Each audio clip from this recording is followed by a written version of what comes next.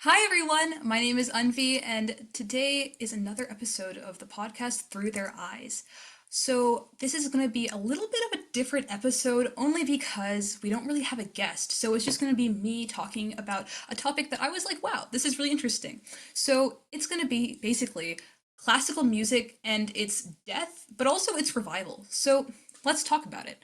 I got this idea when I was listening to my band director, and he was like, oh yeah, a lot of people don't really listen to symphonies anymore. A lot of people don't really listen to, concerts and everything like that. And even my English teacher was like, oh, like kids don't really read anymore. And the literacy rates are really just dying in America. So it's like, okay, what's the problem? What's happening? Um, so I took it upon myself to really research this because, I'm a student, I'm a person in the United States school system, and I want to know why my generation isn't really learning the way they used to, but also why they aren't really participating in quote unquote classical pursuits. So, first off, I just wanted to talk about, why we think that. So, first of all, streaming and social media have really helped to make classical music and reading, just feel like they're not as useful. Or in the sense of, oh, well, I have TikTok on my phone, I have Instagram on my phone, I have all of these reels. I don't have to focus on, music to really bring me happiness, or I don't have to focus on reading a book because that's not all of the entertainment there. Maybe with older generations, you would have yourself reading a book or listening to the radio because that's the only entertainment you did have. But now, as we have more and more quick and easy dopamine hitting videos and literature, it doesn't make sense that we would read. Um, Along with that, it's also just like this perception that, oh, well, people aren't really listening or reading anymore because, they aren't going to concert halls. Concert halls and these quote unquote classical institutions aren't really used anymore. You don't really see a lot of people who are youngings going to like the Duke Symphony Hall or listening to some Ravel on the radio. There's different people and they all want different things, but young people are the people who want rap and who want hip hop, right? Well, that's not necessarily true. A lot of the times, older people tend to believe that young people don't really listen to classical music and don't really listen to, literature and reading all the modern classics because it isn't how the way they perceived. A lot of the times, people will have this idea and this institution which they believe is where everyone gets their information from. For example, going to a library to get your books, going to a concert hall to listen to your music, maybe the radio, right? But when young people, specifically my generation, go and they find different mediums of trying to explore these topics, there is a lack of visibility, especially with older people, which makes them believe, like, hey, are you guys even listening? And I wanted to debunk that. I think a lot of the times, social media is a great way of getting things out there. Sure, it's not always the best way, but it does have its benefits. So, because of social media and a few other things I don't want to talk about, I just want to discuss how exactly, we think social media has been changed by my generation, specifically Gen Z. With social media, I've noticed that if anyone knows this, there's a thing called book talk. I don't think I could have done this without talking about book talk. There is this aesthetic and there is this new clean girl kind of thing of, oh, well, she reads modern classics. Oh, well, she listens to classical music. It's become this kind of, as I would say, a more demure thing if we're gonna go back to a few months ago where everyone used the word demure. And it's a more of a classy thing, for lack of a better term, for you to listen to all of those things, especially in an age of everyone listening to rap music and everyone listening to hip hop and whatever. And those are fine genres, but they don't really fit the older model of classical good music. So for that reason, I think social media really helps to get all of these things around, especially the aforementioned book talk. Now, for everyone who doesn't know what book talk is, I'm going to give you a little bit of a rundown. Book talk is basically this thing on TikTok, which is where creators of different kinds will go on and share certain books that they're interested in and that they are appreciative of. And this can be from a variety of different topics. This could be someone talking about Shakespeare's like 12 Nights, or talking about, the newest sci-fi they read, or a romance book, or even a modern classic. And these are all such a big variety, but they've really helped to introduce the so-called digital generation to something more interesting and amusing, which is the books of the past. Speaking of, I want to basically talk about my own experiences with literature just to give more of a perspective as to how my generation really sees things. So here I have one book, and it is a modern classic, and it's called The Bluest Eye by Toni Morrison, and it's a wonderful book. To everyone who hasn't read it before, I highly recommend that you do. Toni Morrison, she uses her writing skills, and they're absolutely beautiful. They are so vivid and so well placed. It's just, oh my gosh. But she's a wonderful example of a modern take on the so-called classics. She is a modern classic type of writer. And she's also a winner of the Nobel Peace Prize. So, not the Nobel Peace Prize, sorry, the Nobel Prize for writing. I was thinking of another thing. But she's really good. She's wonderful. So that's just her credentials. She's just a great author. But with her, what she does is she takes issues that weren't necessarily talked about as much, such as racism, specifically the systemic kind and all of that sort. And she especially talks about how they really impact, the black community, but also the others around them. So she takes this classical style and really uses it to convey quote unquote modern issues when in reality they're more systemic, but she brings that light to it that isn't really there. And I've noticed that a lot of the times with my generation, we're very interested in modern classics specifically. And modern classics, basically, in my definition of the term, are basically just books that are still like relevant but are a little bit older. This could be, an Albert Camus book from like the 1960s or something of the sort. This could be Toni Morrison. This could be like Catcher in the Rye, Fahrenheit 451. I just read those type of books. That's the type of books I know. But then you also have like a variety of others. So I know that a lot of teenagers, we don't really read the Iliad or the Odyssey according to older people. Well, in reality, we definitely do. But I think a lot of the times, though it seems like we aren't reading these so called classic books, there are new books and new interesting things and mediums that are taking the place of those older versions in order to ensure adaptability. After all, adaptability is the progression of human nature, and with stagnation, we wouldn't really have the same achievements and innovations that we've usually had. Along with that, there's also the classical music kind. I'd also like to talk about my experiences with that, and they aren't necessarily as broad to all of Gen Z, only because I am a musician myself and this is what I do, but I will give the musician perspective, but also the teenager perspective. As for the musician perspective, I do in fact own a radio, which is crazy for a lot of other teenagers to really think about, though I do have a few people in mind who do in fact own radios and vinyl sets. So which is that's really interesting in my opinion. But here is the first one, and it's just a CD. I've listened to that a lot, and it's basically just full on jazz. It's just your classical jazz. You got all of like those wonderful things like it don't mean a thing if it ain't got no swing. And then you also have this baritone saxophone album, specifically on baritone saxophone classical music, and that is my specialty. I play baritone saxophone. So, in that regard, I do have somewhat of a bias because I am a classical musician. I'm also a jazz musician, but I'm mainly a classical musician. So I am more inclined to really listen to these classical pieces and these classical artists because that's just my specialty, that's my technique, and that's in my area. So of course I'm going to be listening to them more. But I want to talk about my friends, my other peers and fellow teenagers. A lot of the times they do listen to classical music, which does sound a little like, what? And I will explain. So, in more modern music, just as we talked about with Toni Morrison in her book, a lot of people now they tend to sample classical pieces or sample different jazz standards and whatnot, and put it in their own modern music.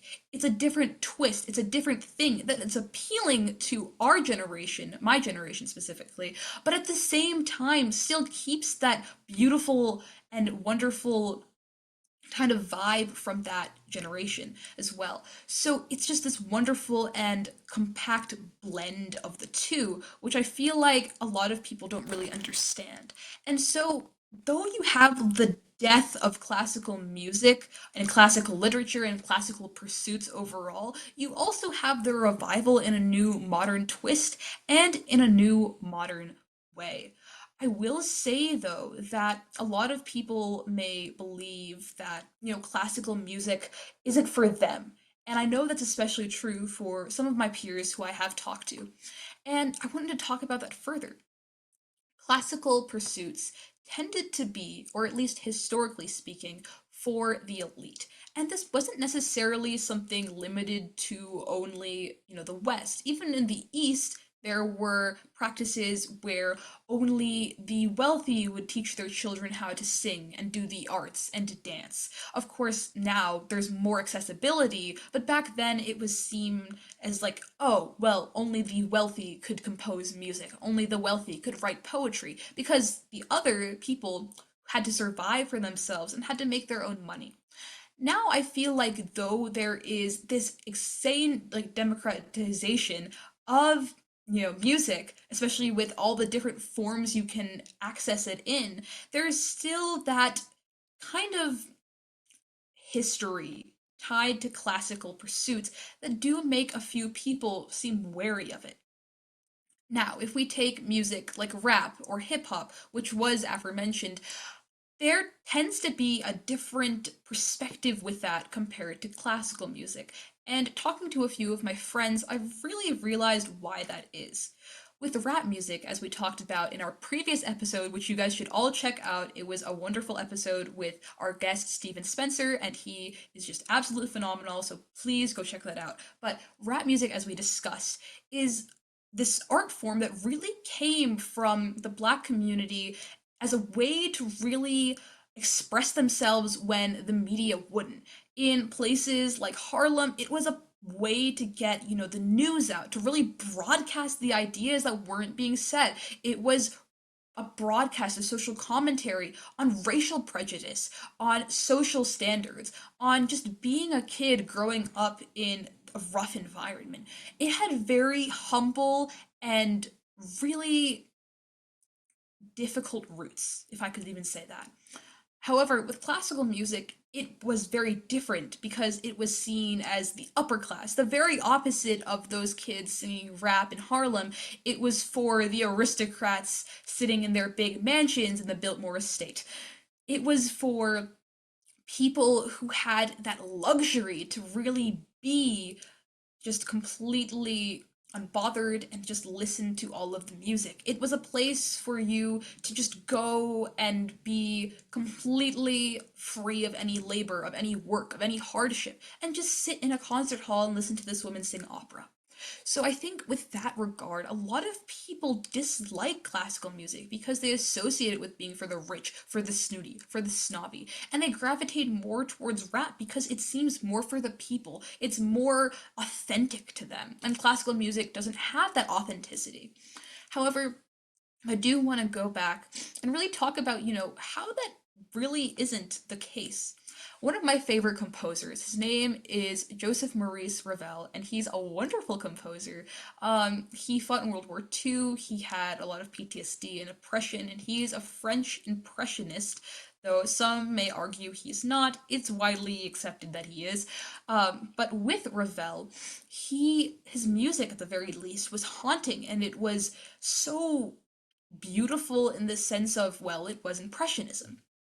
It took away from that snotty and romantical kind of vibe from classical music and really humanized it to be more of this place where you could feel emotions more freely. Of course, it still was something that, oh, maybe more of the rich would listen to, but his music, Impressionist music especially, going forward, really did help expand the roots of classical music and ensure that classical music, was beginning to be a little bit more relatable for everyone.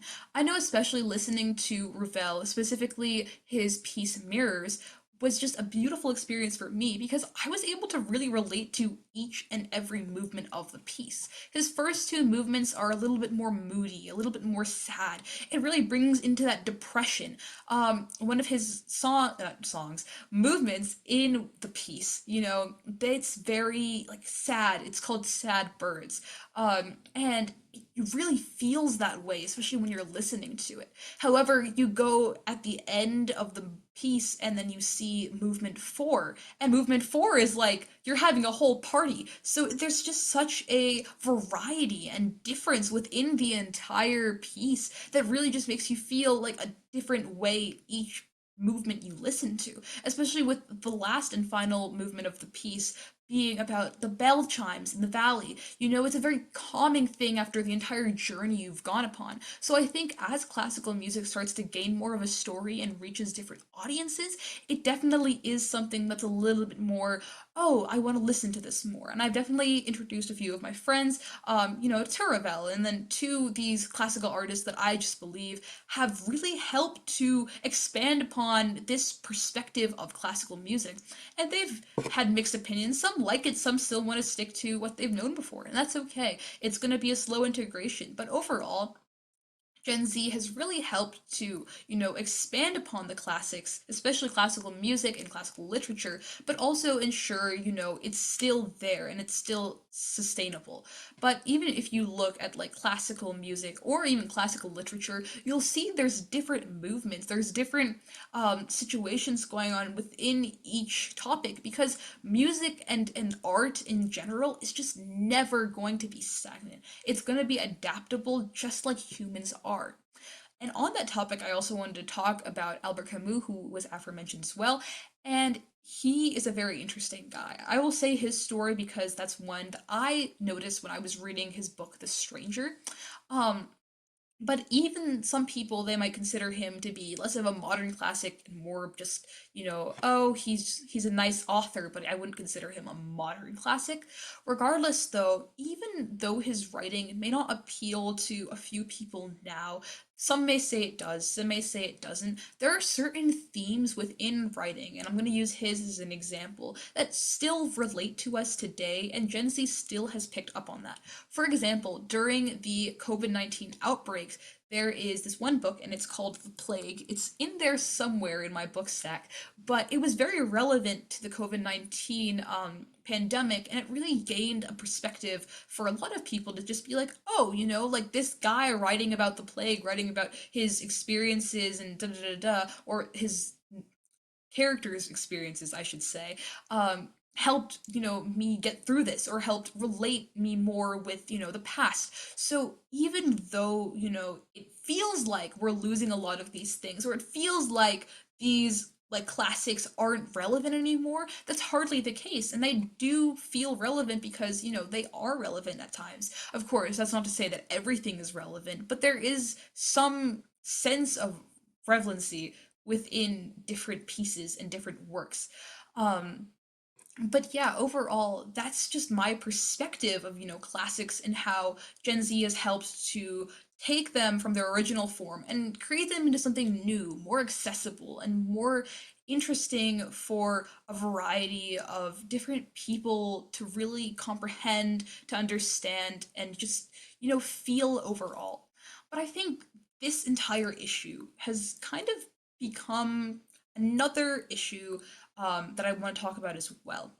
Recently, with the expansion of AI and the expansion of technology, there's a lot less people interested in the humanities, in reading, in classics, in the arts, because there's just so much going on in the other fields. So everyone really wants to go into those fields. So I think with this shift in passions and this shift in what we want to do when we're older and kind of go into the more STEM oriented places, there's less love, less passion, and less overall appreciation for the classics.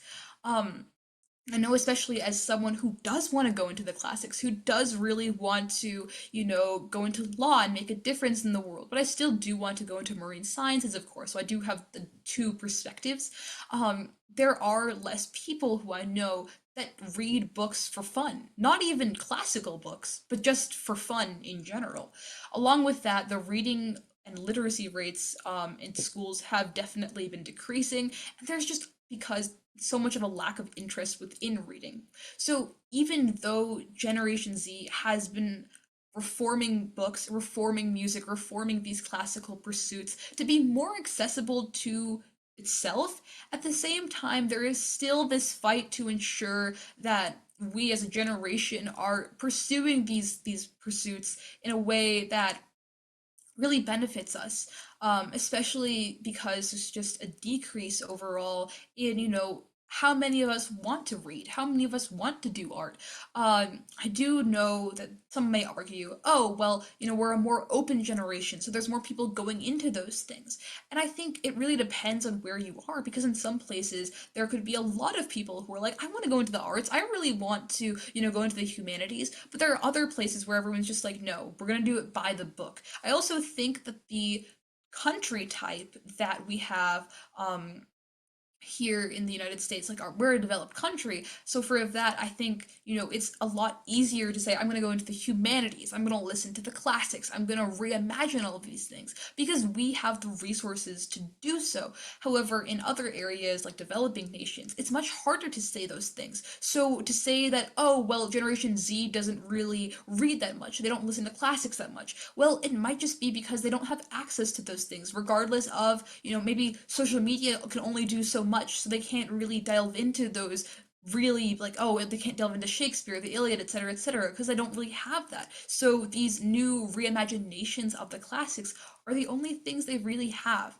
So I think it goes back to the whole, oh, the classics are for the rich and for the famous, or for those who can afford it. So I think another great thing about, our generation really reforming all of these classics is just that a lot more people can access them. A lot more people can, figure things out. And back to my initial point of like, oh, well, Gen Z, we still don't listen to the classics that much. We still have like falling reading late rates, da da da da da. Well, yes, we do have those things. And yes, that is something we'll have to focus on. But at the same time, I think it's still very important to, understand the fact that we're making progress, even though it feels like we're not, and even though it feels like we're kind of stuck in the mud.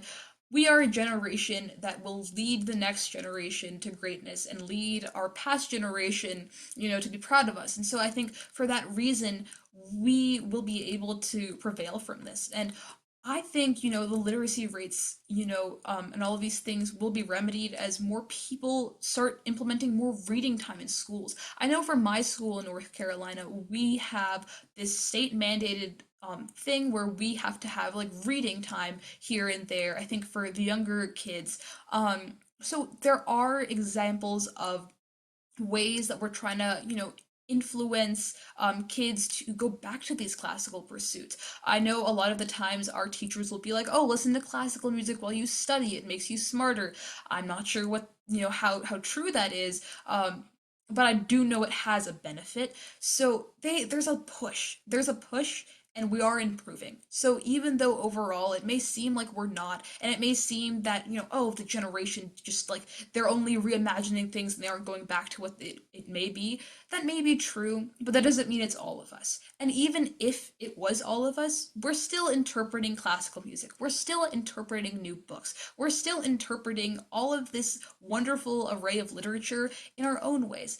And I think that's just a beautiful example of human adaptability, especially in, trying to preserve the old, but make it something that is sustainable for the new. After all, if you don't have that adaptability, then nothing will really survive. But that's just where I wanted to, end everything. This was more of a shorter episode, only because these were just my thoughts for today. I will say that for our December episode, we do have a surprise, and it will be beautiful. So tune in for that. But without further ado, thank you everyone for tuning in for today's episode, and we hope to see you next episode. Have a wonderful day or night. Bye, everyone.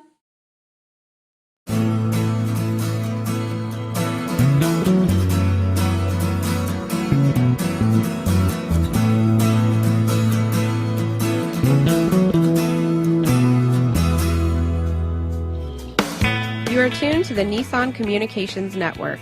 If you tuned in too late, you can always watch each program in its entirety or download an MP3 audio file of it in the archives section at nissancommunications.com. Don't forget to subscribe to our YouTube channel, follow us on Twitter, and like us on Facebook. Sponsored by StreamingGear.com and DeltaForce.net.